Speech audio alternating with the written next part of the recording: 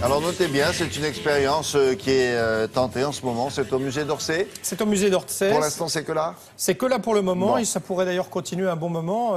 En fait, on profite de la réfection d'une toile monumentale de Gustave Courbet, qui est l'atelier de l'artiste. Et donc, on voit d'ailleurs ceux qui réparent, qui travaillent, tous ces artisans, j'allais dire, qui bossent. Qui restaurent, les restaurateurs. Qui restaurent, exactement. Et donc, du coup, il n'y a on va dire une belle photo à la place pour le moment, mais on a la chance de pouvoir pénétrer ce tableau grâce à la réalité augmentée. Vous savez, c'est une technique qui permet d'avoir des informations sur ce qu'on est en train de voir. Alors, ça peut être des informations écrites ou bien sonores, c'est plutôt le cas. Vous avez une tablette, vous fixez le tableau et vous pouvez choisir le personnage. Il y en a beaucoup dans cette toile. Et à ce moment-là, dans le casque, vous entendez une voix qui vous parle, c'est effectivement le personnage qui vous dit qui il est, pourquoi il est là. Et on a même utilisé les rayons X. Vous savez, les tableaux sont passés aux rayons X.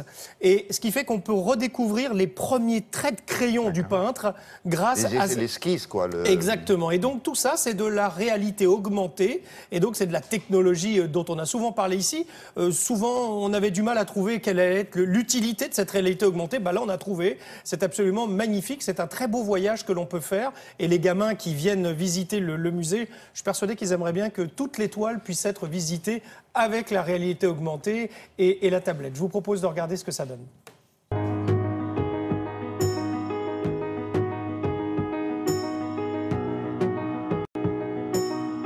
Ça fait un moment qu'on travaille sur ce que la technologie peut apporter à l'expérience d'un visiteur, d'un spectateur. Et là, il nous semblait que ce tableau avait vraiment une histoire difficile à appréhender. Et donc, on s'est dit, voilà, on va essayer d'aider le public à la comprendre. Ce que nous avons conçu, c'est une expérience immersive qui utilise à la fois la réalité augmentée et un casque avec du son très haute définition. Et l'idée, c'est vraiment de s'immerger dans le tableau avec ce procédé. La très grande toile sur laquelle est peinte l'atelier du peintre est en fait un assemblage de 7 morceaux cousus ensemble. L'atelier du peintre est en restauration depuis maintenant 6 mois. Il n'est pas visible par le public, donc on a choisi d'installer ce système d'accompagnement des visiteurs, justement pour permettre aux visiteurs de découvrir quand même le tableau, malgré son absence.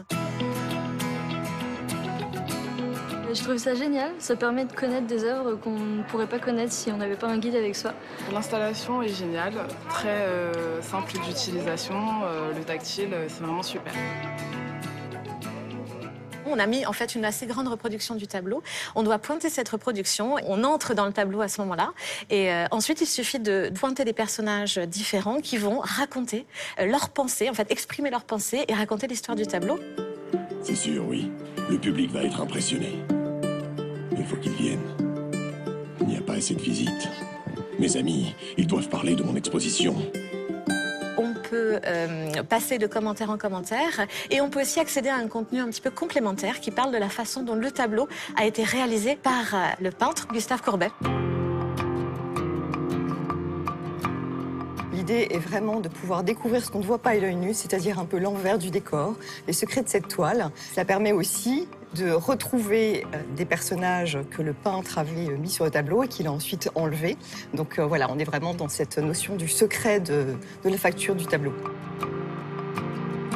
La généralisation de ce type de système spécifique, c'est un système assez lourd, peut-être un petit peu contraignant aussi pour la visite des visiteurs. On ne pourrait pas le reproduire à l'infini dans toutes les salles du musée.